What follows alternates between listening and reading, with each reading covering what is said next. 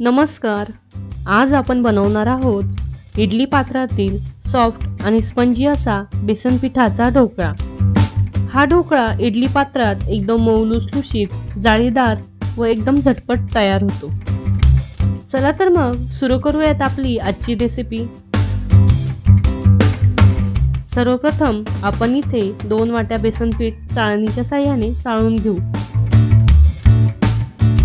बेसन पीठ चाळून घेतल्याने यात गोळे राहत नाहीत व पीठही हलकं होतं। ढोकळा बनवण्यासाठी इथे विकतच बेसन पीठ वापरायचं आहे। आता हे चाळलेलं बेसन पीठ आपण एका भांड्यात काढून घेऊ। आता यात आपण 3 चमचे साखर टाकू, 1.5 चमचा मीठ टाकू, अर्धा चमचा सायट्रिक ॲसिड टाकू, मसाल्याचा पाव चमचा एवढी हळद टाकू। आता यात 2 वाट्या बेसन पिठासाठी 2.25 वाट्या पाणी टाकणार आहोत। आता हे सर्व मिश्रण व्यवस्थित मिक्स करून घेऊ।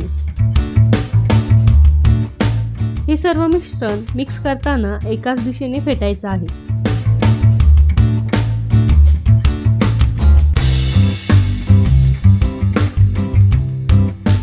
आता यात 2 चमचे तेल टाकू व पुन्हा व्यवस्थित एकाच दिशेने फेटून घेऊ।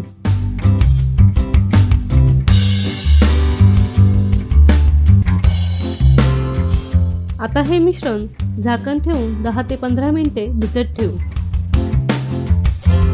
आता 15 मिनिटे झाली आहेत। आता आपण जेवढं सायट्रिक ॲसिड घेतलं होतं तेवढाच आपण सोडा घेणार आहोत।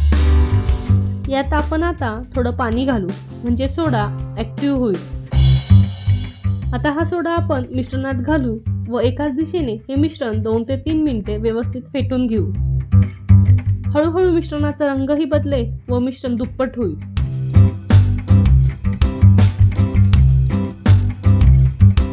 आता आपण इडली पात्राच्या साच्यांना तेल लावून घेऊ व त्यात हे मिश्रण टाकू।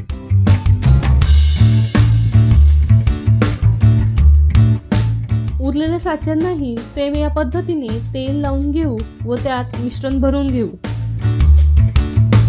मी इथे गॅसवर इडली पात्रात 2 ग्लास पाणी गरम करायला ठेवले आहे। मी पाण्यात 1 लिंबाची फोड टाकली आहे। आता पाहू शकता पाण्याला उकळी आली आहे।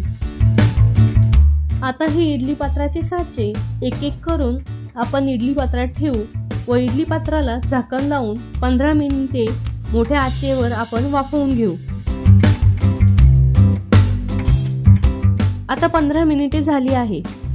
आपण टूथपिकच्या साहाय्याने हे पाहू शकतो की आपला ढोकळा शिजला आहे।